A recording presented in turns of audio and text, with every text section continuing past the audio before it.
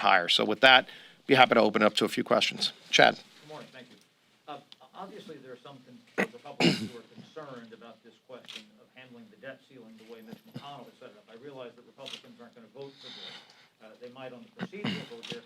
But considering the remarks of the former president, who came down pretty hard on Mitch McConnell in recent weeks about this, I mean, what do you think about this? Did Mitch McConnell give up leverage, even though Republicans aren't going to actually cast a vote to lift the debt ceiling? They're going to just help in this procedural fashion?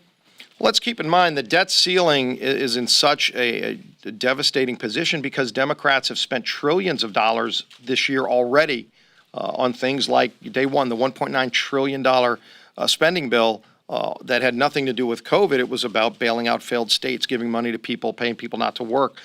In years past, and you can go back to when Donald Trump was president, there were 3 different budget cap, spending cap, and debt ceiling agreements that were reached, including between President Trump and Speaker Pelosi. And so you had a time when Republicans and Democrats worked together to determine what are the spending caps that we should have to control spending in Washington and deal with the debt that goes with it. That hasn't happened at all this year. Democrats have been on a reckless spending spree, trillions and trillions of dollars at a time, and not once have they sat down to work with Republicans to deal with the debt that they're racking up. And so, you know, families know this every day because if they're maxing out their credit card, they don't just go and apply for more and more credit cards and then send the bill to their kids.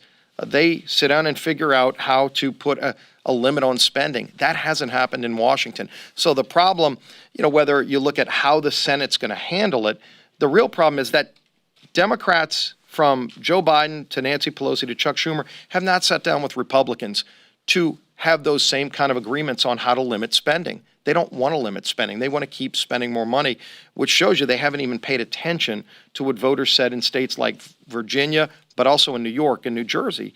They want to get control over spending because families know the spending in Washington is driving inflation. So I wish they would do what President Trump did, and that is get a bipartisan deal to limit spending and deal with the debt ceiling. Did McConnell give up leverage here?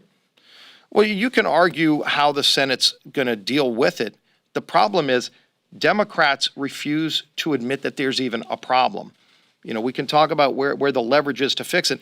The leverage would start by having Democrats admitting that there was a problem and being willing to work on it. They control everything right now. They have the House, they have the Senate, they have the White House. They've created this spending crisis and this debt crisis, and they refuse to even acknowledge it, let alone work to fix it. Yeah.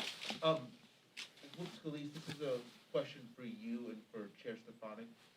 If the Republicans win back the House in 2022, as I'm sure you'd like to do, would you be in favor of having former President Trump as the House Speaker? Well, first of all, we are not measuring drapes or figuring out who's going to have which titles. We're working to get the House back. Right now, we're working to save our country and limit the damage. And there's a lot of damage being done. But we're working very aggressively to recruit candidates. Obviously, raising money is a big part of that. We have a lot of those candidates in town today. We have phenomenal candidates, but we haven't won anything. Tom Emmer will be the first to tell you. We're working to win the House back, and I think we've never had a better opportunity.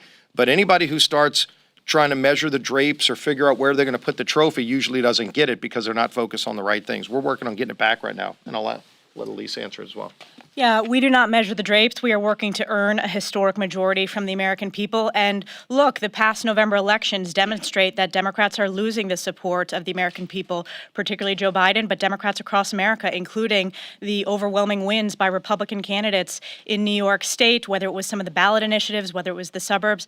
And as a member of leadership, you know, it's been an honor to work beside Leader McCarthy and Whip Scalise, and I fully support their leadership if and when we earn back the majority. Last question. Yes, sir.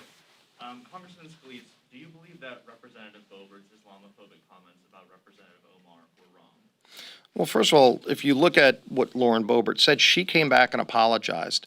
And I do think this gets lost too often because we've had members on both sides that have said things that we disagree with. I don't know if I've seen a time where a Democrat's apologized for their statement. Lauren apologized for what she said. And the fact that on the Democrat side, they want to only go after Republicans. They don't even ask their own members to apologize for things that were said, let alone go after their members, they want it to be a one-sided thing, and I think that's, I think that hypocrisy is showing. So let them call out what they see wrong, as we do. But when a member apologizes, I think you ought to respect and appreciate that, and ultimately call for a higher standard.